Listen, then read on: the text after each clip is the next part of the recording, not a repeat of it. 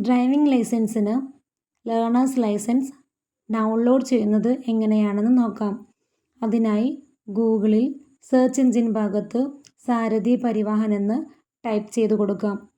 സാരഥി Parivahan search ചെയ്യുമ്പോൾ ആദ്യം ഓപ്പണായി വരുന്ന വിൻഡോ പരിവാഹൻ സേവ എന്നതായിരിക്കും.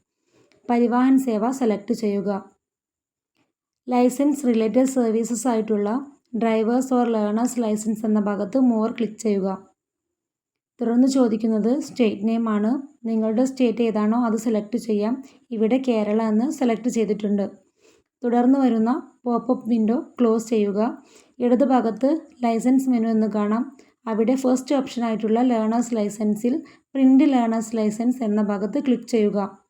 ഇവിടെ പ്രൊസീഡ് ചെയ്യാം.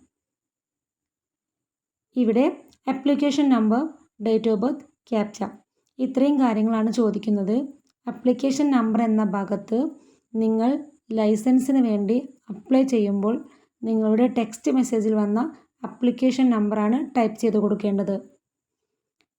Next date of birth type ചെയ്ത് കൊടുക്കുകയോ സെലക്ട് ചെയ്യുകയോ ചെയ്യാം. ടൈപ്പ് ചെയ്യുമ്പോൾ ഇവിടെ സ്ലാഷ് ഉപയോഗിക്കുമ്പോൾ ഇറർ വരാൻ ചാൻസ് ഉണ്ട്. അതുകൊണ്ട് ഐഫൺ തന്നെ ഉപയോഗിക്കുക.